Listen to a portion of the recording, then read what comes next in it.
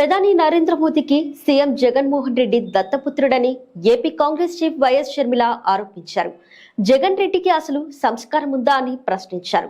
ఆయన బీజేపీ దగ్గర మోకరిల్లారని విమర్శించారు. రాష్ట్ర ప్రయోజనాల మీద ఏ ఒక్కరోజు కూడా కేంద్రంతో జగన్ ఎందుకు మాట్లాడలేదని ప్రశ్నించారు.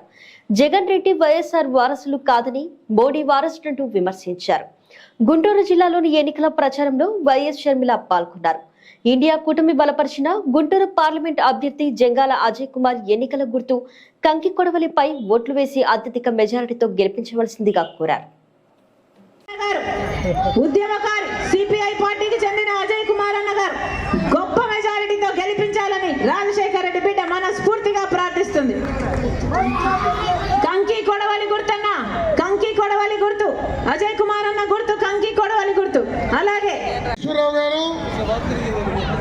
ఈనాటి మన ముఖ్య అతిథి పిసిసి రాష్ట్ర అధ్యక్షులు, రాష్ట్ర రాజకీయాలలో సంచలనం సృష్టిస్తూ ప్రజాభిమానాన్ని చూరగొంటున్న షర్మిలారెడ్డి గారికి గుంటూరు తూర్పు కాంగ్రెస్ పార్టీ అభ్యర్థి మాజీ శాసనసభ్యులు సోదరుడు మస్తానోలి గారు, మన పార్లమెంటరీ అభ్యర్థి సిపిఐ కార్యదర్శి జంగాల అజయ్ కుమార్ గారు, వేదిక మీద ఉన్నటువంటి పాశం రామారావు గారు, ఇతర పెద్దలందరూ కూడా నమస్కారాలు తెలియజేస్తూ రెండు విషయాలు మీ దృష్టికి తీసుకొస్తాను. 2014 ఎన్నికల ముందు మన వంట గ్యాస్ ధర ఆనాడు 410 రూపాయలు ఉంది.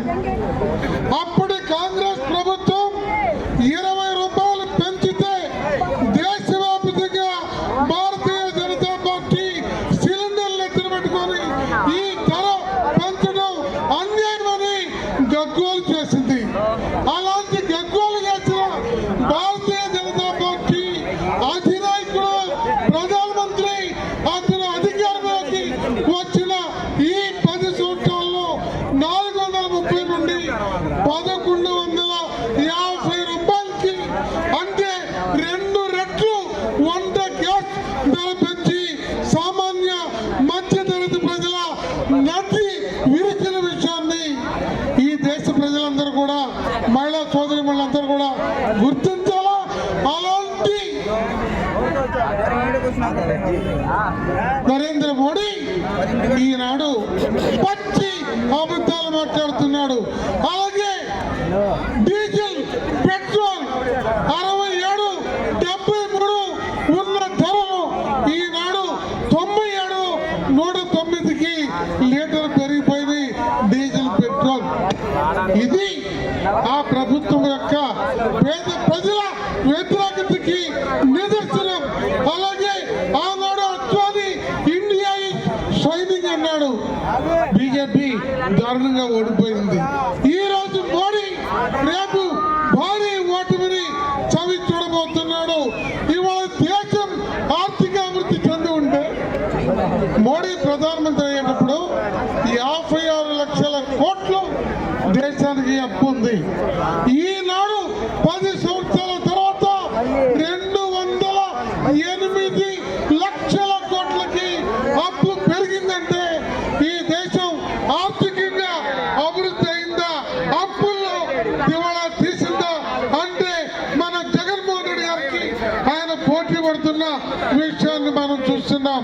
మరొక అంశం, డాలర్తో రూపాయి పోల్చుకుంటే 10 సంవత్సరాల నాడు 67 రూపాయలు ఉన్న డాలర్ ఈ రోజు 83 రూపాయలకి రూపాయి విలువ పడిపోయింది.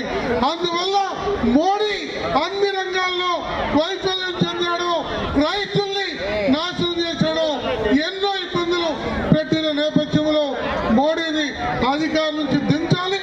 ఈ రాష్ట్రంలో మోడీ అనుకూల పొత్తు కానీ కూటమి కానీ లేకపోతే వారికి బానిసత్వం చేస్తున్న ఈ పార్టీల్ని పక్కన పెట్టి ఇండియా కూటమిని, కాంగ్రెస్, కమ్యూనిస్టుల్ని గెలిపించాలని ఈ సందర్భంగా మీ అందరికీ విజ్ఞప్తి చేస్తూ సెలవు తీసుకున్నాం. Thank you.